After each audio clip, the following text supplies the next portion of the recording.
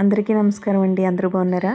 ఈ వీడియో ఎందుకు తీస్తున్నానంటే, ఏలూరులో జాతర జరుగుతుంది కదా, మాది ఏలూరు అనమాట. ఏలూరులో ఉన్న వాళ్ళందరికీ విషయం తెలుసు, బయట వాళ్ళకి కూడా తెలుసు, ఇక్కడ నుంచి వేరే ప్లేస్కి వెళ్ళి సెటిల్ అయిన వాళ్ళకి కూడా తెలుసు. అయితే ఏలూరులో జాతర సమయంలో అమ్మవారిని నిలబెట్టాక ఎక్కడికి వెళ్ళి మొక్కులు తీర్చుకోకూడదు అంటారు. మేమైతే తిరుమలకి వెళ్ళాలి, మేము 3 months ముందే బుక్ చేసుకున్నాము. అయితే అమ్మవారి దగ్గరికి వెళ్ళి పర్మిషన్ తీసుకొని మనం ఆవిడకి చెప్పి ఆవిడకి మొక్కుకొని కుంకుమ తీసుకొని వెళ్ళాలి. అలా అయితే మేము పర్మిషన్ తీసుకొని ఇలా తిరుమల అయితే వచ్చేసాము. మేము 3 months ముందే దర్శనాలు, కళ్యాణం టికెట్స్ వేసుకున్నాము ఆన్లైన్లో. అయితే రూమ్ బుక్ చేసుకుందామంటే చాలా రష్గా ఉండి రూమ్ బుక్ అవ్వలేదు.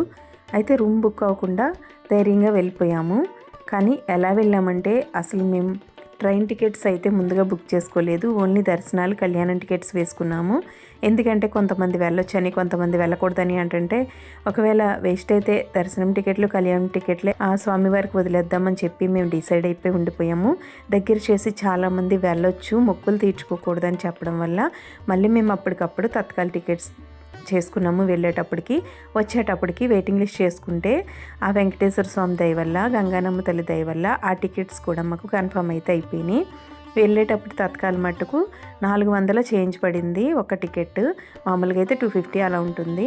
అక్కడికి వెళ్ళిన తర్వాత సిఆర్ఓ ఆఫీస్ దగ్గర మనం ఇలా టోకెన్ తీసుకోవాలి, రూమ్కి లైన్లో నించొని. అప్పుడు 2-3 hours మనకి రూమ్ అయితే వచ్చేస్తుంది. వాళ్ళే రూమ్ నెంబర్ కూడా దానిపైన వేసిస్తారు. 550 రూపీస్ తీసుకుంటారు. 50 రూపీస్ మైనస్ చేసి 500 మనకి రూమ్ ఖాళీ చేసి ఇచ్చిన తర్వాత 3 to 7 వర్కింగ్ డేస్లో మన అకౌంట్లో పడిపోతాయి. మేము రూమ్ మర్నాడే ఇచ్చేసాము. ఎందుకంటే ముందు రోజు మేము దర్శనాలు ఉన్నాయండి మాకు ఇవాళ, రేపు కళ్యాణం ఉంది, మాకు ఇలా మళ్ళీ రూమ్ కావాలి అని అడిగితే వాళ్ళు అన్నారు, మళ్ళీ మీరు సిఆర్ఓ ఆఫీస్కి వెళ్ళి మళ్ళీ పెట్టుకోవాలని చెప్పారు. మాకు అంత సమయం లేదు, మర్నాడు కళ్యాణం వేయించుకొని నైట్ కల్లా రూమ్ ఖాళీ చేసి ఇచ్చేస్తామని చెప్పిన మీరు వెళ్ళి అడగాలన్నారు. సరే అని చెప్పేసి ఇంకా మేము రూమ్ కూడా అంత నీట్గా చేసి ఇవ్వలేదు. చాలా దూరంలో కూడా వచ్చింది. హెచ్విసి అండి, హెచ్విసి 391 రూమ్ నెంబరు. అంత దూరం వెళ్ళాక వాళ్ళు గబగబా క్లీన్ చేసి ఇచ్చారు, అది కూడా 20 minutes వెయిట్ చేశాక. అందుకని రూమ్లో ఉండబుద్ధి కాక నెక్స్ట్ డే అయితే రూమ్ ఖాళీ చేసేసి మేము లాకర్స్ తీసుకున్నాము. కొత్తగా కట్టిన వెంకటాద్రి నిలయంలో మేము లాకర్ తీసుకున్నాము. లాకర్కి డబ్బులు ఏం పే చేయాల్సిన అవసరం లేదు. ఆ కీ జాగ్రత్తగా పెట్టుకొని ఆధార్ కార్డు తీసుకొని వెళ్తే చాలు, వాళ్ళే లాకర్ ఇస్తారనమాట. లాకర్ తీసుకొని మళ్ళీ ఏదో ఒక ఫ్రీ బస్ ఇవన్నీ చూసుకోవాలి, లేట్ అయిపోతుందని మేము వెళ్ళలేకపోయాము. రూమ్ దూరంగా ఉంటే ఇదేనండి ఇబ్బంది. రూమ్ చక్కగా మనకి 3 months ముందు ఆన్లైన్లో బుక్ అయితే టెంపుల్కి దగ్గరగా వస్తాయి రూమ్స్. అప్పుడు చాలా హ్యాపీగా ప్రతిదీ మనం చూడగలుగుతాము. తర్వాత రోజు కళ్యాణానికి రెడీ అయిపోయి రూమ్ ఖాళీ చేసేసి మేము వెంకటాద్రిలో లాకర్ తీసేసుకొని అక్కడి నుంచి లగేజెస్ పెట్టుకొని కళ్యాణానికి అయితే వెళ్ళిపోయామన్నమాట. కళ్యాణానికి వెళ్ళే వాళ్ళు ఆధార్ కార్డు, కళ్యాణం టికెట్ ఉంటుంది కదా ఆన్లైన్లో తీసిన దాని జిరాక్స్ తీసుకొని వెళ్ళిపోవాలి. ఒరిజినల్ ఆధార్ కార్డ్స్ అయితే తీసుకొని వెళ్ళండి. అక్కడ చూపిస్తే వాళ్ళు దాన్ని స్కాన్ చేసుకొని మనల్ని లోపలికి పంపిస్తారు. కంపార్ట్మెంట్స్లో వెయిట్ చేయాల్సిన అవసరం అయితే లేదు. కానీ ఆ లోపలికి వెళ్ళిన తర్వాత మనకి డైరెక్ట్గా దర్శనానికి వెళ్ళే వాళ్ళతో కలిపేస్తారు. అక్కడి నుంచి లోపలికి అయితే వెళ్ళాలి. ఎంట్రన్స్ దగ్గర ఫస్ట్ గుమ్మం ఉంటుంది కదా, మనం దర్శనానికి వెళ్ళేటప్పుడు ఫస్ట్ గుమ్మం దగ్గర కళ్యాణోత్సవంకి దారి అని ఉంటుంది, లేదా కళ్యాణ మండపానికి దారి అని, ఏదో నాకు గుర్తులేదు. అక్కడ ఎవరినైనా అడిగినా కూడా చెప్తారు, మీరు ఇటు వెళ్ళిపోండి అని. స్టార్టింగ్ గుమ్మం దగ్గర అడిగేసేయండి ఒకవేళ కళ్యాణం వేయించుకున్న వాళ్ళైతే. అలా అక్కడి నుంచి మనం కళ్యాణానికి వెళ్ళిపోయి కూర్చోవాలి. మామూలుగా 12కి స్టార్ట్ అవుతుంది కళ్యాణం, 11:30కి వెళ్ళినా సరిపోతుంది. కాకపోతే ముందు వెళ్తే ముందు కూర్చుంటారు, కొంచెం లేట్గా వెళ్తే వెనక్కి కూర్చుంటారు అంతే. కళ్యాణం అంతా చూసుకున్న తర్వాత మళ్ళీ నార్మల్గా దర్శనాలు చేసుకునే వాళ్ళతో కలిపేస్తారు. మనం అలా వెళ్ళి దర్శనాలు చేసేసుకోవాలి. అలా దర్శనం అయిపోయిన తర్వాత మేము ఇలా మాడవీధుల్లోకి వచ్చాము. వస్తే ఇక్కడ అప్పుడే సహస్ర దీపాలంకరణ సేవ జరిగింది. మేము బయటికి రాగానే కళ్యాణం లడ్డూలు తీసుకొని వెనక పార్క్ ఉంటుందని అక్కడికి వెళ్ళి కూర్చొని వచ్చేసరికి సహస్ర దీపాలంకరణ సేవ అయిపోయింది. అయిపోయిన తర్వాత మాడవీధుల్లో స్వామివారిని ఒకసారి తిప్పి తర్వాత గుడి లోపలికి తీసుకువెళ్ళిపోతారు.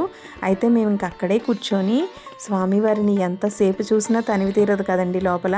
అలానే ఉత్సవమూర్తులు కూడా ఉంటారు కదా, వాళ్ళని కూడా ఎంతసేపు చూసినా మనకి వెంకటేశ్వర స్వామిని డైరెక్ట్గా చూసిన ఆనందమే కలుగుతుంది కదా. అందుకని మేము అక్కడే చాలాసేపు వెయిట్ చేసి ఆ దేవుణ్ణి దర్శించుకొని, వెంకటేశ్వర స్వామి దర్శించుకొని వెళ్దామని అక్కడే కూర్చుండిపోయాము. గోవింద గోవింద ఓం నమో వెంకటేశాయ. ఇక్కడ మనం ఎంతసేపు కూర్చున్నా మాడవీధుల్లో తనివి తీరదండి. మనకు సమయం ఉండాలి, కానీ రోజంతా కూర్చున్నా మనసుకి హాయిగా ఉంటుంది. మనసుకి ఎటువంటి కష్టం ఉన్నా, ఎటువంటి ఆందోళనలు ఉన్నా, ఇంకా అక్కడ తిరుమలలో అక్కడ మాడవీధుల్లో కూర్చొని స్వామివారి గుడి ముందని తలుచుకుంటే తనివి తీరదు. నిజంగా ఈ ఎక్స్పీరియన్స్ అయితే నాకు చాలాసార్లు అయింది. మీలో ఎక్స్పీరియన్స్ ఎంతమందికి అయిందో చెప్పండి. నాకు మనసంతా ప్రశాంతంగా అయిపోయి ఎన్ని కష్టాలు ఉన్నా ఆ దేవుడి దగ్గరికి వెళ్ళేసరికి అవన్నీ పోయిన ఫీలింగ్ అయితే వస్తుంది. అక్కడే కూర్చొని ఉండాలనిపిస్తుంది. నిజంగా సహస్ర దీపాలంకరణ అయ్యే ఆ టైంకి ఎవరైనా ఉంటే అక్కడే కూర్చొని అలా చూస్తూ ఉండండి, ఎంత హాయిగా ఉంటుందో. ఇలా స్వామివారిని తీసుకొస్తున్నారని ఇంకా అక్కడే వెయిట్ చేసి చాలాసేపు మేము ఆయన చూసుకొని బయలుదేరాము. చక్కగా ఖాళీగా ఉండాలి, ఎక్కువ కంపార్ట్మెంట్స్లో ఉండలేము అనుకున్న వాళ్ళు సహస్ర దీపాలంకరణ సేవ కానీ, కళ్యాణోత్సవం కానీ, ఊంజల్ సేవ కానీ ఇలా ఏదో ఒక సేవ వేసుకొని వెళ్ళండి. ఇలా సేవలు వేసుకొని కానీ లేదా లక్కీ టిప్లో కానీ వెళ్ళారంటే కంపార్ట్మెంట్స్లో వెయిట్ చేయాల్సిన అవసరం ఉండదు. కొంచెం రష్ ఉండొచ్చు లైన్లో. ఆ రష్లో అయినా సరే మీరు ఒక గంటలో అయితే దర్శనం చేసుకొని వచ్చేస్తారు. కానీ 4-5 గంటలు లేదా 9 గంటలు 8 గంటలు 300 రూపీస్ దర్శనాలకి, ఇలాంటి ఫ్రీ దర్శనాలకి వెయిట్ చేసే అంత సమయం అయితే వెయిట్ చేయాల్సిన అవసరం ఉండదు. ఏ సేవ వేసుకున్నా మీకు తొందరగా అయిపోతుంది. మీకు ఇంకా వీలైతే కనుక లక్కీ డిప్ వేసుకున్నప్పుడు ఏదన్నా అదృష్టం కొద్ది లక్కీ డిప్ తగిలింది అంటే ఇక అదృష్టం చెప్పలేమండి. నిజంగా మేము 2 ఇయర్స్ నుంచి ట్రై చేస్తున్నాము, ఇంకా అవ్వలేదు, ఇప్పుడు వచ్చేది తగలలేదు. ఒకవేళ అలాంటి అదృష్టం కనుక ఎవరికైనా ఉండి తగిలిందంటే చాలా లక్కీ అని చెప్పొచ్చు. ఎవరికైనా తగలకపోయినా ట్రై చేస్తూనే ఉండండి. ఎప్పుడో ఒక సమయంలో మనకు ఆ లక్కీ డిప్ అనేది ఆ స్వామివారి దయ వల్ల తగులుతుంది. అలా తగిలినప్పుడు ఇక మీరు క్యాన్సిల్ అనేది చేసుకోకుండా కంపల్సరీ వెళ్ళి దర్శనం చేసుకోండి. ఎన్నిసార్లు వెంకటేశ్వర స్వామి దర్శనం వస్తే అన్నిసార్లు వెళ్ళాలి అని నేను విన్నానండి. ఒక్కవేళ నేను రాను అని అన్నామంటే ఆ కష్టం ఎంత కష్టపడతారో స్వామిని చూడాలంటే మనం, ఆ స్వామివారు చాలా కష్టపడతారు రాను అని అన్నామంటే. కానీ ఇష్టంగా వెళ్ళామంటే ఆయన ఎంత దయ చూపిస్తారు, ఎంత ప్రేమ చూపిస్తారు, ఎంత తొందరగా దర్శనాలు అవుతాయి, ఎంత హాయిగా ఉంటుందో తెలుసండి అసలు. అందుకని తిరుమల వెంకటేశ్వర స్వామి వారి దర్శనం చేసుకునే అవకాశం ఏ రూపంలో వచ్చినా, ఎన్నిసార్లు వచ్చినా సరే రాను అని అనుకోకుండా హాయిగా వెళ్ళొచ్చేసేయండి. ఇది నేననే మాట కాదు, ఎవరు చెప్తున్నారో మీకు అందరికీ తెలుసు. వెంకటేశ్వర స్వామి స్వయంగా చెప్తున్నట్టండి ఈ మాట. మీకు ఆయన దర్శనం చేసుకునే అవకాశం వస్తే ఖచ్చితంగా చేసుకోండి.